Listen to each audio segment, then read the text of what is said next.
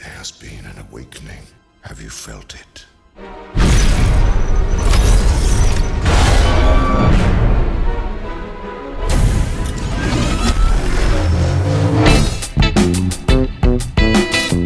Hi, welcome again to FCKL, to the first episode of 2016. Happy New Year.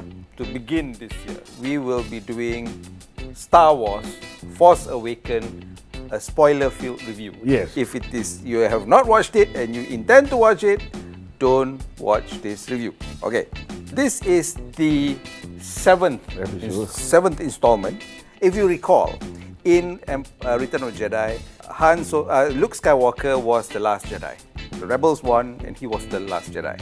So the story is basically he wanted to revive the Jedi. The knighthood. There must be a dojo somewhere, you know. Somewhere in the universe. And 30 years later, the Sith came back. No, it's not the Sith. No. Okay, wait. So the Empire was destroyed for all intents and purposes. But now you have the First Order. Yes, the First Order. That which is very, very similar to the Third Reich. Yes. This time it had a Nazi salute. So in the meantime, we learned that Luke had gone off, opened his dojo for his Jedi Knights thing, and then the shit hit the fan. Leia and Han Solo's son went there and went apeshit and got tempted into the dark side. Yes. And was turned by Lord Snoke. Yes, Snoke. Snoke. Yeah, one assumes that, because he had fear, which then turned to anger, and then turned to hate. Because hate leads into the dark. Yeah. Anyway, he then becomes the Vader of the time, right? Yeah. And his idol was Vader. Is Vader. Yeah, his grandfather. His grandfather. I mean, to say that it departed a lot from Star Wars A New Hope would be stretching it.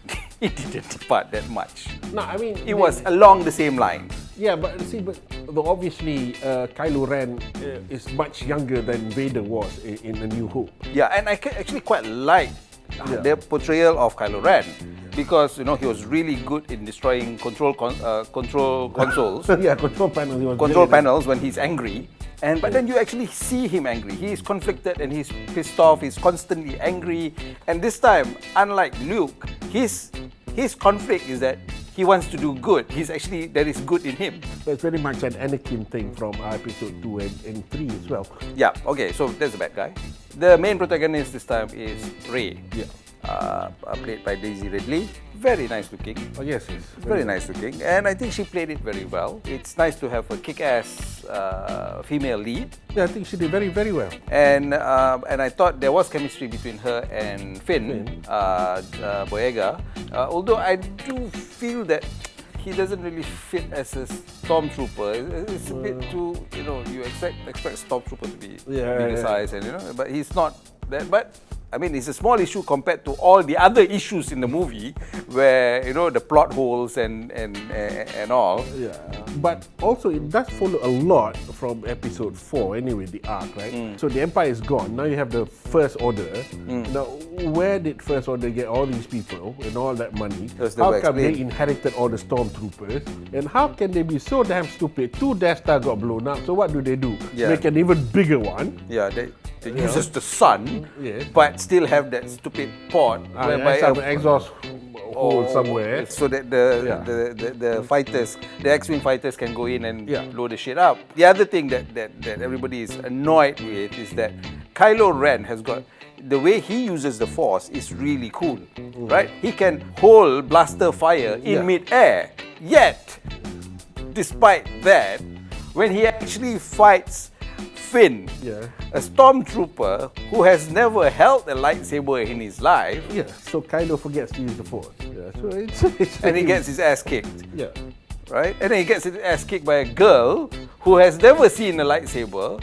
Which brings us to the girl. Who is the girl, right? That's what you've got, like, the princess. Like, it was the popular one is she's either the twin of Kylo Ren, a daughter, second daughter of Solo and Leia. And then the other one is that she's the daughter, or she's a Kenobi, or she's a Skywalker. But then because the Jedi Knights are like a priesthood, they're not allowed to fuck and have kids. But then at the same time, if people remember episode 1, where Anakin Yeah. where Queen John asked the mother, Yeah. who's the father, and then Shmi Skywalker says she doesn't know.